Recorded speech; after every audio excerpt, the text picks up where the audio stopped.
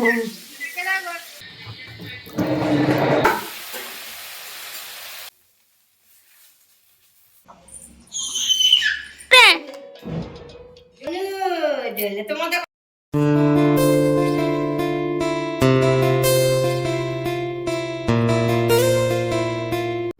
Morning বন্ধুরা, আপনাদের সকলকে মিষ্টি ডেলি ব্লগে স্বাগত।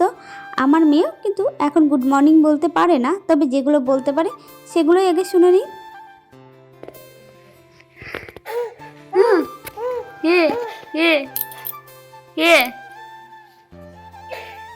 না না না না না না না না না না না না না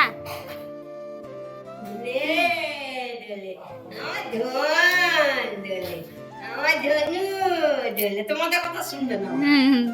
দোলে দোলে আমার মানা দোলে উলি বাবালি উলি বাবালি দেখ কাকা তো আমার সোনা দোলে। ইনি এখন দু একটা কথা বলতে পারে। যদি সারাদিন যা কথা বলবে তার অর্ধেকটা কথা ওনার বেরোয় শুধু বাবা বাবা ডাকটাই সব থেকে বেশি ওনার মুখ দিয়ে বেরোয়। আমার মেয়ে সবেমাত্র 8 মাস বয়স, তাই একটু একটু মাছ খাওয়া দাঁড়াচ্ছি। এটা হলো সমুদ্রের মাছ। কালকে ওকে খাইয়েছিলাম এক ধরনের মাছ, সেটাও খেয়েছিল একটু। আজকে খাওয়াচ্ছি এই মাছটা, দেখি আজকে খাবে কি না। ওকে এখন একটু একটু মাছ খাওয়া দাঁড়াচ্ছি। আমি জানি না এই বয়সে খাওয়ানো উচিত কি না।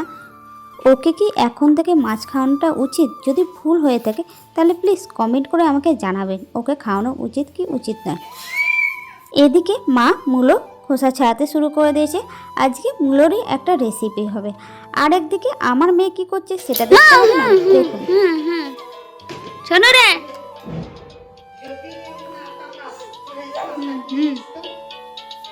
ওটা কিনলে হবে না, কম তো নিয়েই তো দেবো দেবো দেবো দেবো ওইটা দেবো।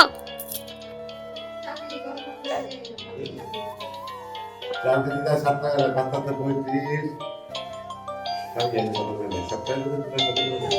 এদিকে আমি আবার রান্নাঘরে চলে এলাম রান্না করার জন্য। প্রথমে তো মূলোগুলো খোসা ছাড়ানো হলো, ওটা আপনারা দেখতেই পেলেন।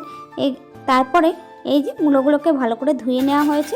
ধোয়ার পর মূলোগুলোকে গ্রেট করা হচ্ছে। এই রেসিপিটা আমি জানি না আপনারা খেয়েছেন কি না, তবে আমি বিয়ের পর প্রথমবার খেয়েছিলাম। খেতে খুবই ভালো লেগেছিলো, তার জন্য ঠিক করেছিলাম একবার বানাবো। তা আজকে সেটাই ফার্স্ট টাইম বানাচ্ছি। এর আগে মা বানাতো, সেটা দেখতাম, তো আজ ঠিক করলাম আমিই বানাবো। আপনারা তো দেখতেই পেলেন প্রথমে মূলোটাকে ভালোভাবে ধুয়ে নেওয়া হয়েছে। তারপরে মূলোটাকে ঠিক এইভাবে ঘষে নিতে হবে সব মূলো কটাই। আর আপনাদের যদি মূলোর গন্ধ যদি কারো পছন্দ না হয়ে থাকে, সে সূত্রে আপনারা একটা কাজ করতে পারেন, মূলোটাকে ধুয়ে নেবেন, মানে এই ঘষার পর মূলোটাকে ধুয়ে জলটা ঝরিয়ে নেবেন, তাহলে সে আর মূলোর গন্ধ থাকবে না। এদিকে কড়াই গরম হয়ে গেছে। এরপর প্রথমে দিতে হবে তেল। আর এখানে এই রান্নার ক্ষেত্রে একটু তেলটা বেশি লাগবে। তেলটা গরম হয়ে গেছে, তাই এবার দিতে হবে প্রথমে তেজপাতা আর গোটা জিরে। তারপরে ডুমো ডুমো করে ছোট ছোট করে আলু কাটা আছে, সেই আলুটা ভাজা হয়ে গেলে তারপরে দিতে হবে একটু আদা বাটা। আদা বাটাটা পরিমাপ একটু বেশি দিতে হবে। আর মোটামুটি আমি এই মূল্যর ক্ষেত্রে দিয়েছি 2 চামচ আদা বাটা। আর তারপরে দেওয়া হয়েছে জিরে গুঁড়ো দিয়ে একটু জল দিয়ে মশলাটাকে কষানো হলো। যা বাবা, আপনাদের রান্নাটা করে দেখাচ্ছি, কিন্তু রান্নার নামটাই এখনও বলিনি। এই রান্নাটার নাম হলো মূলোর ঘন্ট। আশা করি মূলোর ঘন্ট নামটা হয়তো অনেকে শুনেছেন। এখন এবার দিয়ে দিলাম হলুদ। কিন্তু এর আগে আমি মূলোর ঘন্ট নাম শুনলেও খাইনি কোনোদিনও। বিয়ের পরই মূলোর ঘন্টটা খেয়েছিলাম। মূলোটা খুব একটা আমার পছন্দের জিনিস নয়, কিন্তু খাওয়ার পর টেস্টটা কিন্তু একদমই অন্যরকম লাগে। আর এদিকে আমি রান্না করছি আর এদিকে মা মিষ্টিকে খাওয়াচ্ছে। দেখুন মিষ্টি কিন্তু এখন কি খাচ্ছে, এখন খাচ্ছে চিড়ে সেদ্ধ। আমি আগেই বললাম আমার মেয়েকে সব রকম খাবার একটু একটু করে খাওয়াই, যতটুকুই খাক না কেন, যাতে ভবিষ্যতে বড় হয়ে যেন এটা খাবো না ওটা খাবো না ব্যাপারটা না থাকে। যাই, আর এটাও আমি জানি না এই বয়সে আদৌ এগুলো খাওয়ানো উচিত কি না, তবে আমি একটু একটু করে খাওয়াই। দেখতেই পাচ্ছেন আমার মেয়ে কিন্তু খাচ্ছে।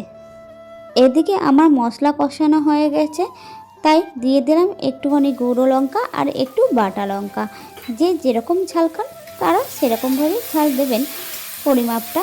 আর মূলোর ক্ষেত্রে কিন্তু মানে মূলো ঘন্টর ক্ষেত্রে কিন্তু অতিরিক্ত ঝাল চলে না, একটু মিডিয়াম মতন ঝালই এটার ক্ষেত্রে চলে।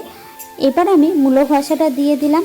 এরপর কিন্তু একটু কম আছে কিন্তু মূলোটা রান্না করতে হবে, কারণ মূলো থেকে যে জলটা বেরোবে সেই জলটাতেই যাতে মূলোটা সেদ্ধ হয়ে যায়। এবার দিয়ে দিলাম নুন আন্দাজ মতন। তারপরে ভালোভাবে নাড়াচাড়া করে কম আছে আস্তে আস্তে মূলোটাকে রান্না করতে হবে। এদিকে মিষ্টির চান হয়ে গেছে, তাই এবার মিষ্টি কী করছে একটু দেখে আসি। সকালে সোয়েটার পরে থাকে বলে ও ঠিকঠাকভাবে আনন্দে খেলা করতে পারে না। চান করতে যাওয়ার সময় সোয়েটারটা খুলে দেওয়া হয়, তাই তারপরে ওর খেলার আনন্দটা একটু দ্বিগুণ হয়ে যায়। শুধু খেলা করার আনন্দটা ওর বাড়ে না, গলার জোরটাও কীভাবে বাড়ে সেটাই আপনারা একটু দেখুন।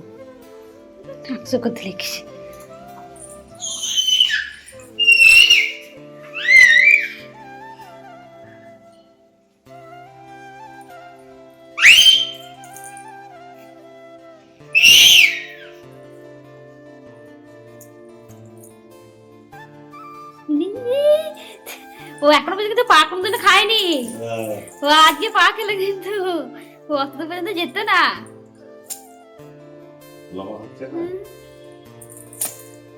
তবে আজকে প্রথম দেখলাম পা খেতে ওকে।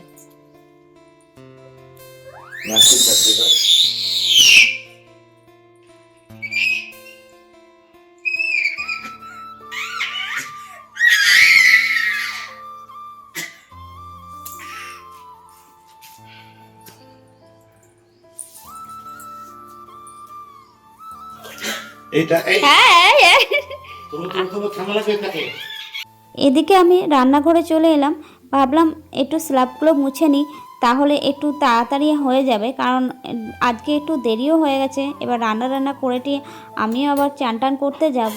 আমি সকালে কাপড়টা গেছে নিই, আর শীতকালের দিন বলে সকাল সকাল স্নানটা করা হয় না, রান্নাবান্না করেটি স্নানটা করি। এদিকে আমার রান্না প্রায় হয়ে এসেছে, ভাতটা তো নামাবো এবার।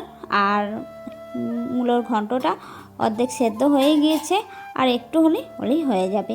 মূলো ঘন্ট তো আপনাদের বললামই কম আছে আস্তে আস্তে করে নেড়ে চেড়ে করতে হবে।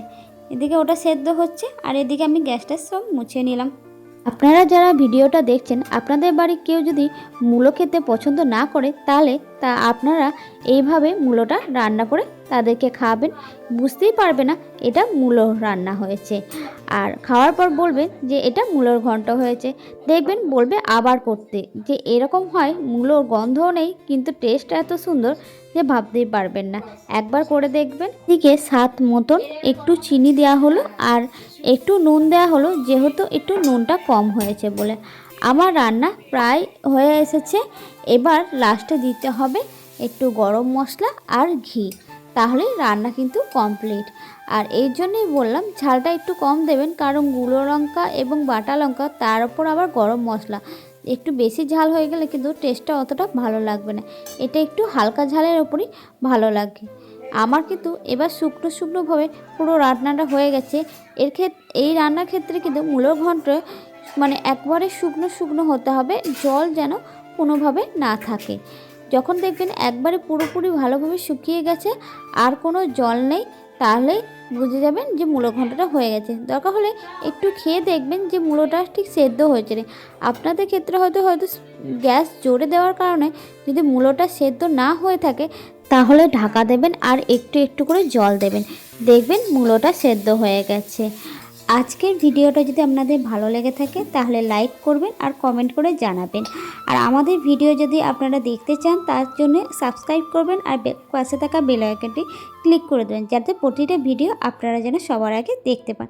এদিকে আমার রান্না তো হয়ে গেল, তার জন্য আমি দিয়ে দিলাম গরম মশলা আর তারপরে দিয়ে দেবো ঘি। রান্নাটা যদি আপনাদের ভালো লেগে থাকে তাহলে একদিন রান্নাটা বাড়িতে করে দেখবেন, আর আশা করি আপনাদের সকলের খুবই ভালো লাগবে। প্লিজ একবার করে দেখবেন, আর যদি ভালো লেগে থাকে প্লিজ কমেন্ট করে জানাবেন যে কেমন হয়েছে রান্নাটা। Tata, bye bye.